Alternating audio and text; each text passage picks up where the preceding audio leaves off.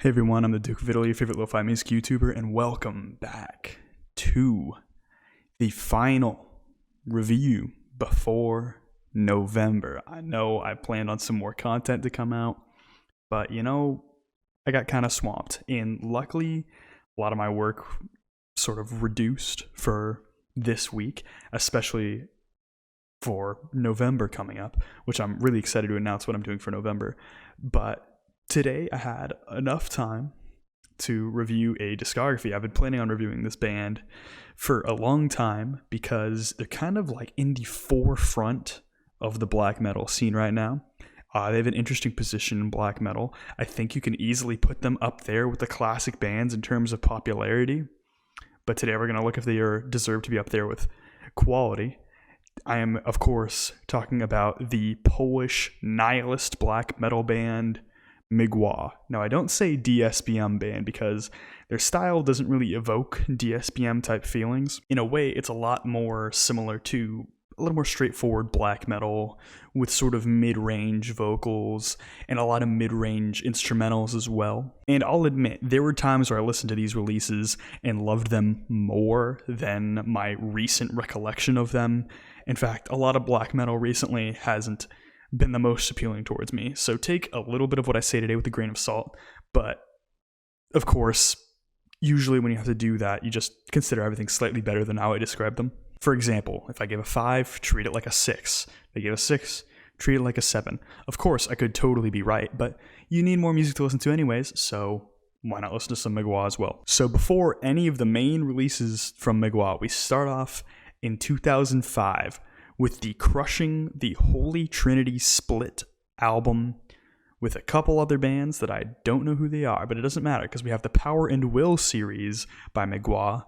This shows up on a later compilation record with their first EP, but the songs are here too, so we'll see how they are. So first impressions, you get relatively lo-fi black metal, almost proto-black style production, but not as raw as some of the second wave contemporaries. Their style is kind of Motorhead-ish right here. It's a very aggressive style, which you can kind of tell that Mgła's sort of concept as a band isn't fully formed by the time they did this split, but it's still a pretty good style overall. It does have little inklings towards what they'll become later. And it's kind of interesting because it's borderline groove-oriented or like hooky riff-oriented for a sort of a better term. I don't really want to call it hooky because that feels a little like betraying the idea of black metal here. But this track, Power and Will 1, feels a bit half-baked. The riffs aren't that interesting. That is until we reach the second track here, where we get a more angular sounding riff that is a lot more interesting texturally. The vocal bits are a bit more impressive overall, and the feeling is more nihilistic in total. Not necessarily DSBM. Of course, there are points where it kind of dips its toes into that style, but it mostly remains a little more conventional. This second track here is far easier to sink into because of the atmospheric bend it takes in contrast to the first track. Overall, it's a pretty good track. So the third track here has a similar approach to before, but it's a lot thrashier, especially in the rhythm section. Also, there's a little extra hit of reverb on the vocals here, and I think they give it a lot more presence and makes it a lot more impactful overall. It's almost like it combines sort of like the depressing moods of like the mystical second wave sound with the aggression of the first wave sound, which, as you guys can tell so far, they're kind of combining like proto-black isms with sort of like second wave isms, maybe kind of like Sabbat-ish. Now, 4 is the most different because of the main lead riff here. It's a lot bright sounding, or at least brighter sounding. It's higher, and it's much easier to pick out than the other melodies. In a way, it reminds me of Forest's riffing style, where it's like insanely hooky and catchy and way apart from the rest of the mix. Also, like many Mgła releases, the drumming on this track is phenomenal. One of my favorite parts about the drum section here is that it has this really consistent blast beat before it switches into a double kick and tom hit section, which builds a whole lot of tension that kind of before the track closes out. So this is a split LP here, and that is the whole track list. Overall, feeling an eye funny. Clearly not their fully prepared sound, but it could, if they took this direction and went more straightforward with it, sort of cut it down a bit, they would make a really special record. And they actually do, but we'll get to that later. Also, it is a bit generic, particularly for the time, but overall it's enjoyable. All right, now for their first official release, Presence. So with Presence 1, the first track here, you already get a more cohesive style with a lot more of a fuzzy guitar sound, which I think is an interesting addition. It's kind of generic in black metal to have a fuzzy guitar sound, but I don't think I've ever found an instance where I didn't enjoy that sound, so go ahead. The drumming on this track is probably the biggest highlight here. There are at least 6 or 7 different rhythms that the drum plays throughout the song. And I mean consistently, not just like a solo, but the little solo bits and all of the tom fills and the cymbal usage is wonderful. And the original drummer of Mgła was just going insane with every single drum hit that he did. He really knew how to pick his hits well. I'm not a drum technician or anything, so I don't know the exact terminology, but he was incredible.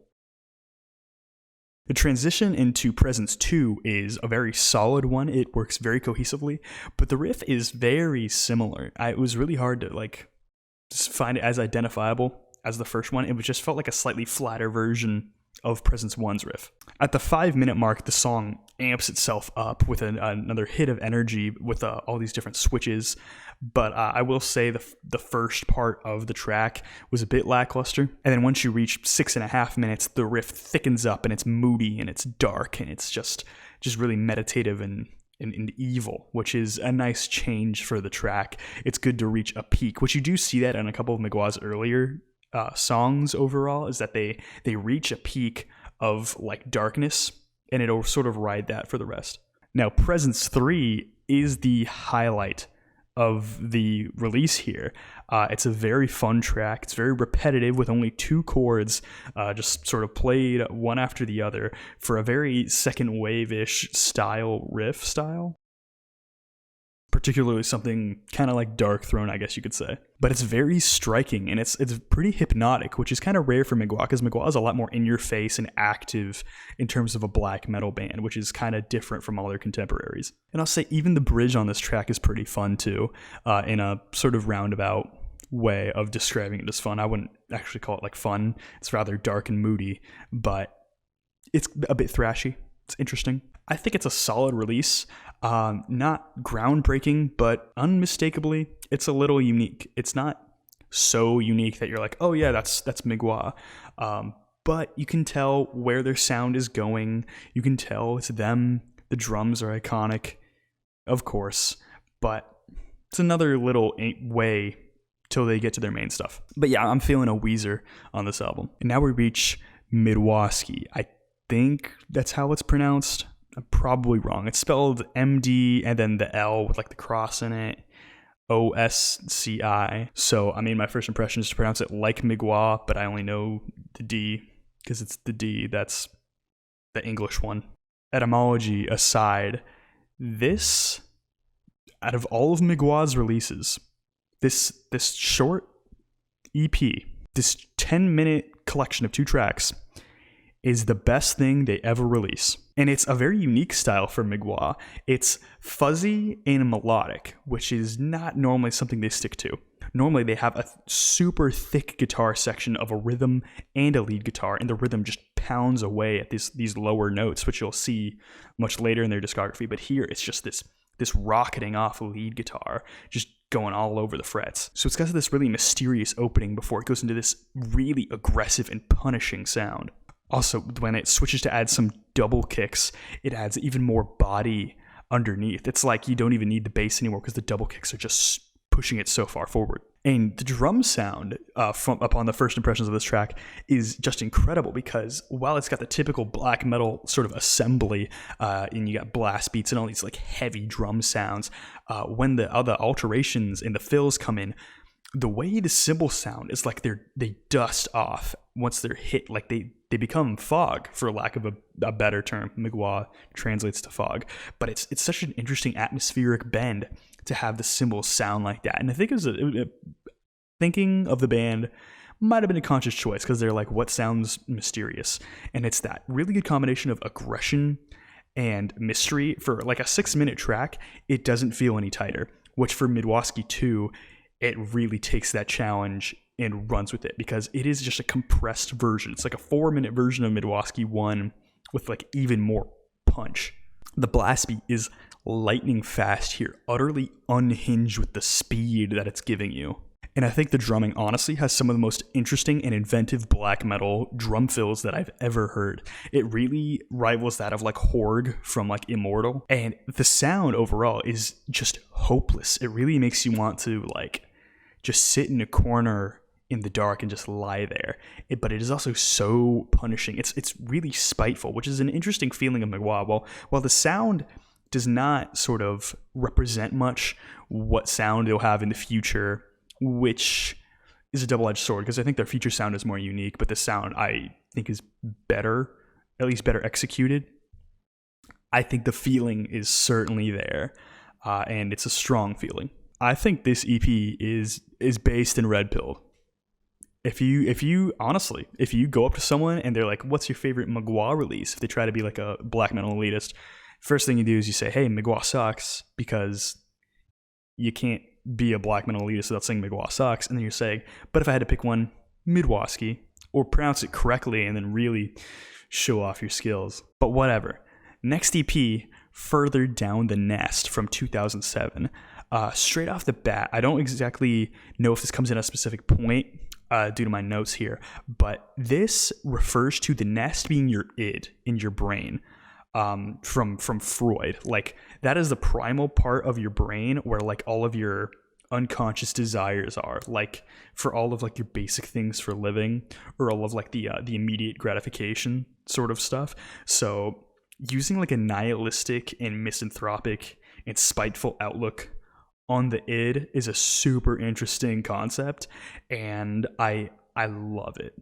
I love that idea, and probably the best concept they've had for an EP, and unfortunately that's probably the best thing about this EP. Not saying it's bad, it's actually quite good. So with Further Down the Nest 1, we get a less fuzzy but rather more brittle sound, which is a pretty interesting texture. It's still a very good texture, it's just not the same. In a way, it's more unhinged, where it's sort of like, it feels like it could lose control at any second, but at the same time, the sound feels a bit more compressed and less dynamic. It's hard to really explain because I'm not really a good audio engineer, but I hope that makes sense. But I will say that the vocals pack a very heavy punch here. They're more forceful and aggressive than they are before. I'll say some of the drum parts aren't my favorite on this track. I think I kind of had really high expectations for the drummer up to this point. Also, there are some heavy metal draws here rather than straight black metal style, which is kind of interesting. As much as some of these elements are not perfect, I think this is greater than the sum of its parts. It all kind of comes together in this perfect storm that makes it feel so much darker and atmospheric than it is, which is always strong for black metal. And then we get to Further Down the Nest 2, which has a kind of a less interesting guitar opening, but it's still gripping enough to get you into the track. And I think the bass embellishments and the snare rolls really hook you in here. Like, this track is stronger drum-wise than Further Down the Nest 1, but it gets really hypnotic as well. And despite there being no trace of avant-garde black metal even touching this, even though some people kind of compare Deathspell Omega and Mgła, I don't really see it. But this track feels oddly spiritual, and I like it because it goes really beyond the typical feelings that black metal might give you, kind of in the mystery direction, but almost like transcendent. And I don't want to compare it to liturgy because like I don't really care for liturgy, but it is certainly an interesting sound. I think this pairs pretty well with Mgła. Again, sorry for the pronunciation, but I don't think it's as good. Saying that, I think it's still great. It's just comparing it to the previous EP is setting most things up for failure. So I still think this is like a come to Brazil. It's still great. Up next, we finally get the first full-length album from Mgła, Groza. This one's about 38 minutes in length, so it's over triple the length of the past release. And here we get the biggest flaw that you see for the entire rest of Mgła's discography. It's that for some reason they think every song they can do can withstand 10 minutes or almost 10 minutes in length and just be totally chill with it. And here's the thing. I get it. Like, just the other day, I listened to a 20-minute long black metal song with the same riff for 10 minutes, some different stuff for 5 minutes, and then the same riff again for 5 more minutes. But it was so raw and filled with like dungeon synth sounding synths that it totally worked. Mgła is a lot more straightforward of a sound than that. They can't usually hold up to 10 minutes. That being said, there is a track on this album that does hold up the whole time, but we'll get to that, of course. First of all, Groza 1 starts with a slower tempo, but some interesting riffing. Normally a mistake with the first track of your album, but I trust Mgła, I guess. And unfortunately, it repeats for a while without much momentum. So it's clear that they're going for a more atmospheric edge here. It's not entirely hitting. It's an attractive sound, but it's not perfect. And it's not bad. It's just not nearly intriguing or energetic enough to be an opener. And so that's why Groza 1 is probably like the weakest track on the album. And it's one of the weakest tracks in their whole discography. It just really just doesn't deliver. On a time that's so crucial for it to deliver, it doesn't. Meanwhile, Groza 2 is at least a little shorter, so it can withstand this style of riffing just out of length. Now, it starts quiet before it slowly rises into an atmospheric black metal sound, almost like uncharacteristically slow to get to that level of volume because it takes roughly like a minute, I'm guessing, to pad out the track length because it's still pretty long. It's around 8 minutes. And I will say this track is mostly groovy and meditative, not exactly the heavy, like fast-paced Mgła that you love on like later stuff, but I like that Mgła sometimes can balance the atmosphere with the fast pacing. It really gives you these dark, dismal feelings, and I feel like in Groza 2 here, and even Groza 1, they're trying to more encapsulate like a DSBM type sound. But the thing is, they're not interesting enough tone-wise or production-wise. I feel kind of weird talking about production that much with black metal because it's supposed to be something you don't think about. But it's like they thought about it too much, or they didn't think about it at all, and they just let the producer do whatever he wanted. Doesn't make much sense here, but it is a meditative track. You do slowly sink into it, which is the appeal behind it. Meanwhile, the next track is Groza 3. It starts with swarms of feedback, and you can already tell just from that opening bit that this is going to be a great track. And the mix is up to the vocalist's neck, which for black metal production standards is so interesting because you can hear him, but it feels like he's just about to fall in. And the riffing and drumming is so tense, it really feels like he's about to just get swallowed up, and that everything is trying to just hurt him. This is the scariest song in Mgła's entire discography, and it benefits from it in every single way. The bass also finally has some real presence, no pun intended, on this track. It's just whines and slowly inches it forward to just suffocating you entirely. Also, the really aggressive mix of the drums totally benefits here, because the drumming is almost always an element of Mgła that you want to hear, and you can hear it here, and it's just beating you down. It's really like it's just trying to kill this guy. And finally, we reach Groza 4, where we have a 2-part guitar melody. And it's one that actually works, as opposed to the previous 2-part guitar melodies that normally don't work too well. Or at least they haven't for a few releases. And again, you get the bass just poking through at times, providing some pretty fun harmonies. And the tone is very aggressive here. It's almost like in Groza 3 you died, and now you're back as a revenant to kill whatever scum did this to you. And the clean riffing that closes this whole track out feels extra cold and atmospheric, and it's really something that Mgła does maybe one other time in their whole discography, and it's really a shame because I think cold or like acoustic or like clean guitars is something that black metal really needs to do more often, because it's just such a nice change of pace. It feels like a huge release while keeping the momentum going. So I think it's always a very strong element. So what I think about Groza overall, I'm giving it a Weezer. It's flawed. The track lengths for Groza 1 and 2 are way too long, and even 4 is a bit too long.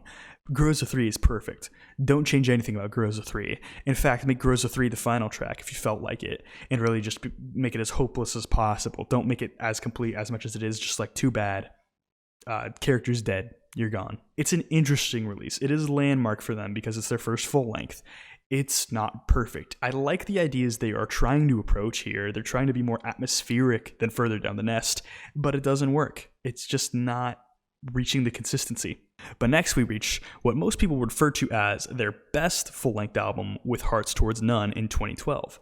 So the first track starts off with these massive power chords that just blow the door down into the track. And the blast beat is really cacophonous, and I love when a blast beat is cacophonous. I love when you just can't really hear much else, which I know sounds totally detrimental in every other context of music entirely, but I love just hearing it just thunder and really creating a sense of just power, which Mgła is normally known as a band for evoking feelings of powerlessness, but I guess that's just for the listener. The band is really thundering upon you with this message.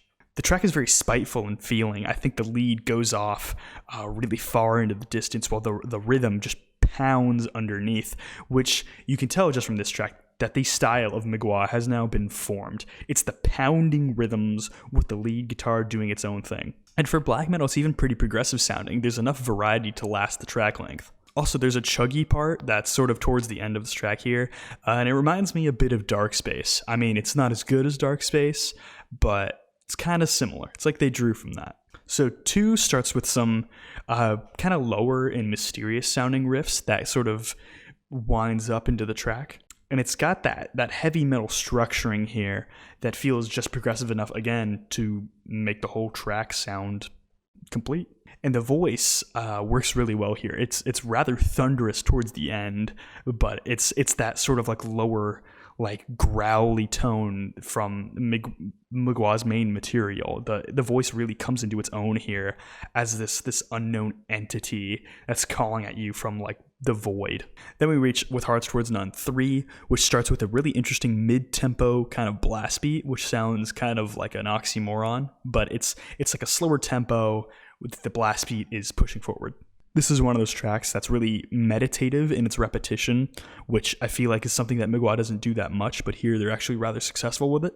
And this track feels like these huge waves of sound are just crashing over you with the lead guitar bit just poking out every once in a while, which, if that's your thing, this track is very strong. I would assume you would like it. I would say that the lead guitar line only holds you for so long, but when it reaches the guitar solo kind of towards the end, it is pretty powerful. Then we reach track 4, and this has really good rhythmic lines right off the bat. Again, that pounding, most punishing and oppressive sound. And it's got really incredible speed overall, especially when it slows down for the chugs. In one track, lots and lots of punch. And then we reach 5. So this has a similar amount of punch as maybe track 4 here, but it's just lightning fast.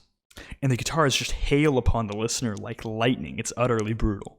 Also, the main riff, whenever it has these really interesting intervals or the chord changes overall, just sounds super interesting. I think compositionally and in terms of like music theory, this is one of the strongest tracks.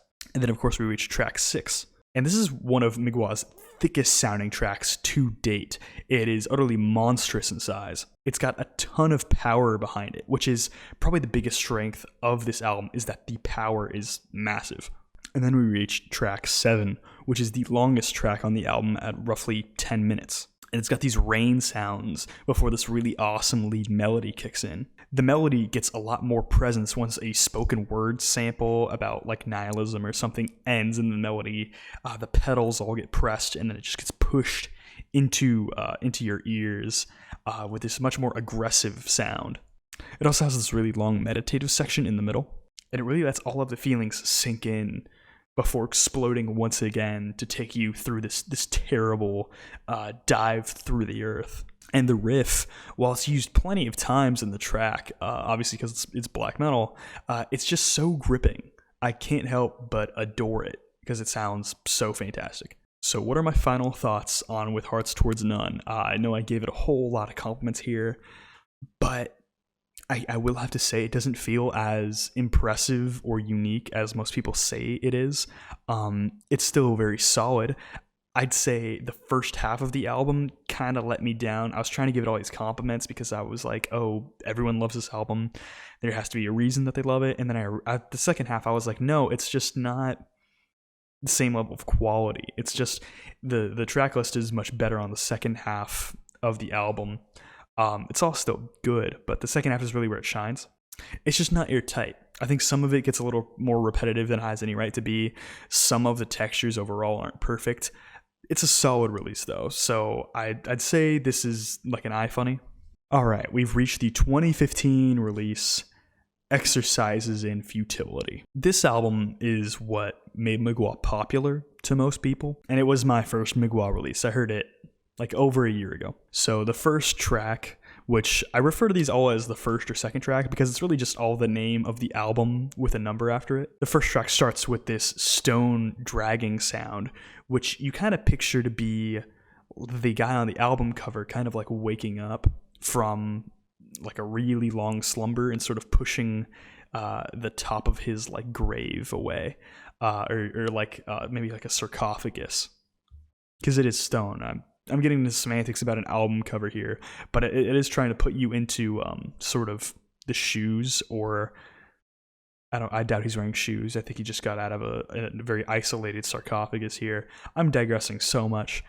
It's trying to put you in his perspective. I will say after that, the riffs come through thunderously, with a lot of presence and a lot of punch and a lot of energy, which I'm glad are finally coming through on a Mgła release, because I kind of know Mgła for having more energy than most straightforward black metal bands. Also, the bottom end of this track is so thick that it sounds just awesome. It's really nice having this big resonant bottom end that just, it's like suffocating you. Also, the build into the more mid-tempo section of the track is really gripping and a really interesting idea compositionally. And for the first time in a long time in Mgła, the progression is perfect, and I mean perfect.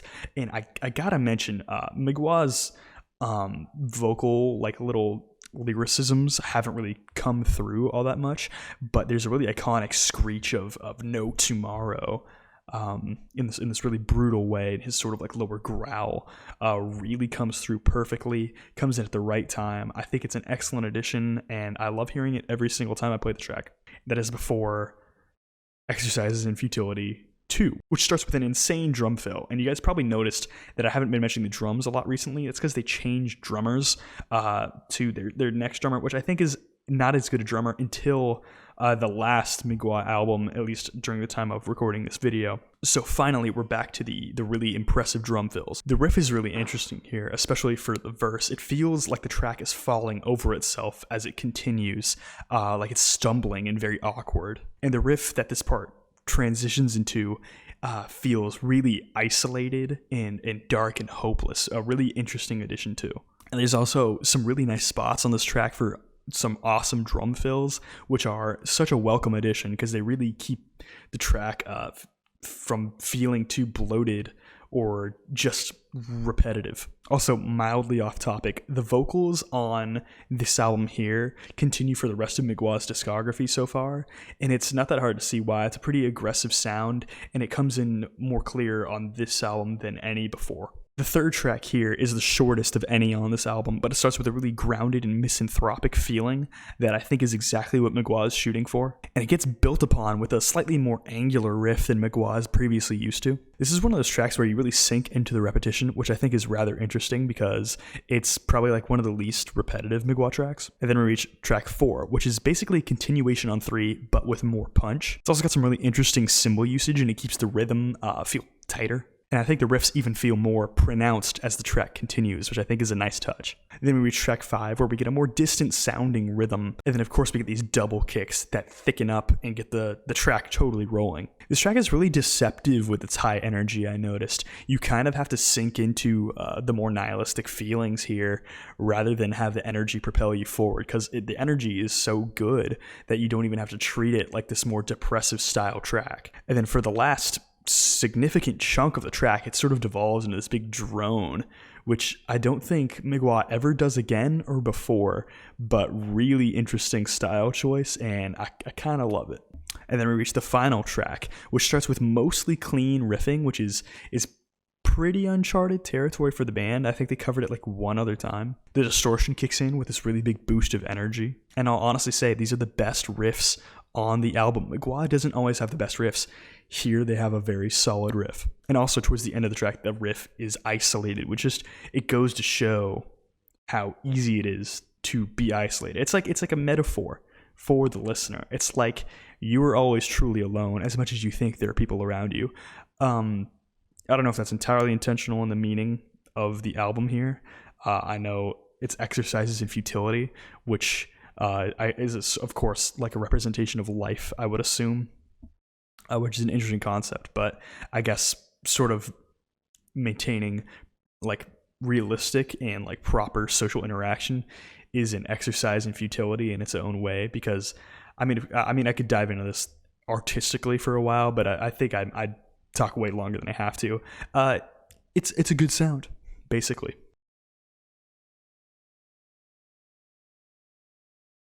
It's a very exhilarating track, basically. This album is also not airtight.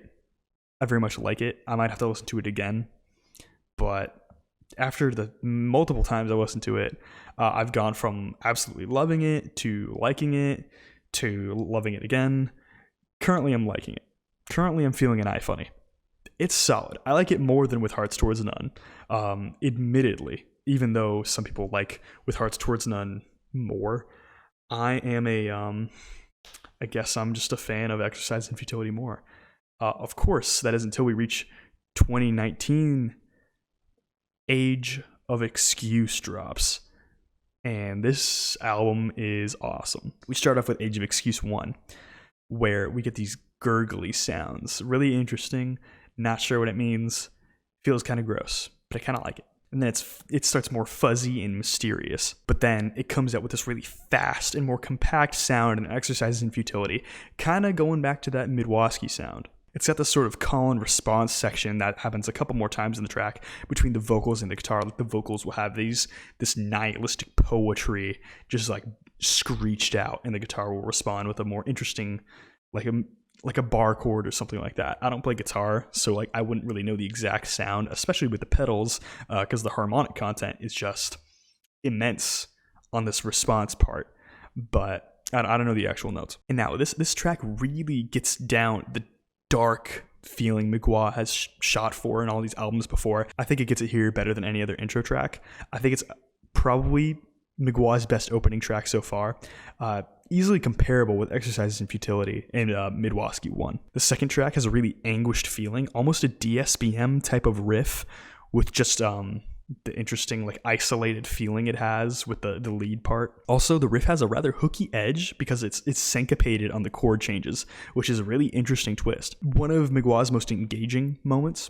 And then of course we reach Age of Excuse 3. It starts with this really awesome angular style riff with these massive drum fills, and then this blast beat that's just pummeling kicks in again to get the song just pushed forward, and then you sink into this lightning fast riff. Such an interesting combination of elements here, having the really depressing style but the speed where you can sink into it, but you don't have to sink into it for too long, and it all builds speed before the snare hits on every beat, which is a really interesting drum idea, because it's just, instead of like a blast beat where the speed is remarkable but it kind of just becomes the beat for a lot of black metal bands, and it doesn't feel that remarkable anymore. Instead, it's like they reverse engineered it, and they're like, what's the most impactful part of a drum kit? And it's like the snare. So what if you hit it on every beat on the beat? So it feels wrong, but it's not wrong at all. It's just different. That could be metaphorical. I don't think it is, but I think it's just meant to just feel crushing, like it's just punching you down. It cranks the tension a lot and makes the song just dope. It's a great track. And then we reach what might be my favorite Mgła track, Age of Excuse 4. And the guitars all go high for a bit for this amazing lift off of a melody. The rhythm guitar here finally has more of a support role rather than being pushed so ahead in the mix. And it keeps some of the same drum fill motifs from this album, which really aids the track here. It's just lightning fast, airtight for this whole track length here. And the drummer here, more than any other track, I think, is really showing off his chops.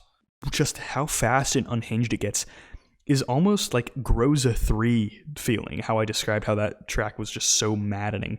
This track really feels maddening. It's like you're being stuck in this like wooden box that you can't break out of, and it's like claustrophobic and you can't even move. And then in track 5, it all slows down. And it's got some solid and interesting riffs, so the pacing is not changed at all. It's got some really nice lower tuned guitar melodies and really interesting drum usage. The drums are thunderous here. I say that word a lot, but this is truly giving the feeling more than any of the tracks so far. There are all these extra notes from the lead guitar that sort of like puffs out from the waves of sound here, that it is just really interesting in terms of like an embellishment. It's like little bits of solos in the middle of the rhythm section, which just sounds amazing.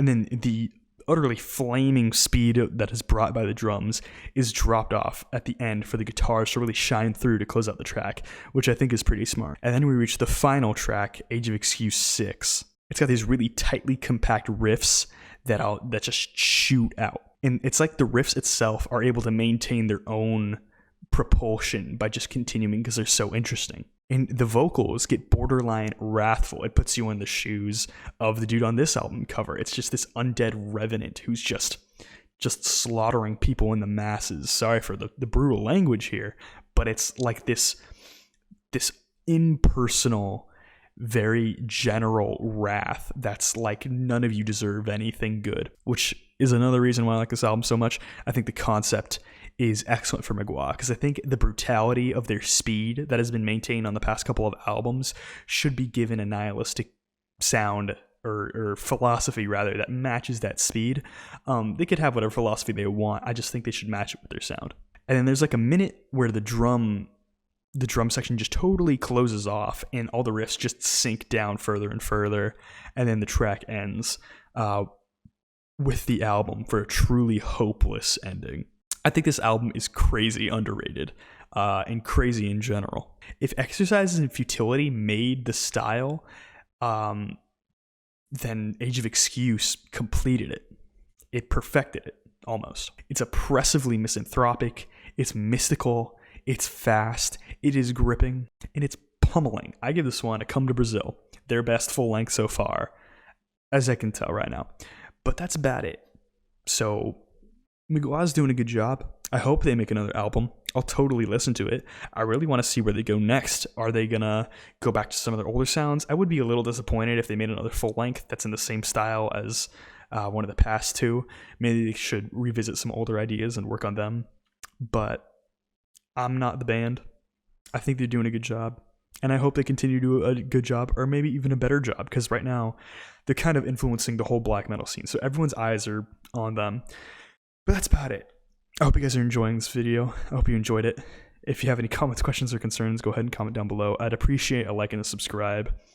But that's about it. I hope you guys are doing well out there. Please stay tuned for this weekend. I have a major announcement that I'm way more excited for than anything else I've done this whole year, because I literally wrote about it. It was the first thing I wrote for 2021. I wrote it all the way back about a year ago. It was a plan I made over a year ago, but I'm very excited for it. Anyways, hope to see you guys next time. Hope you're all doing well. Have a good day. Bye.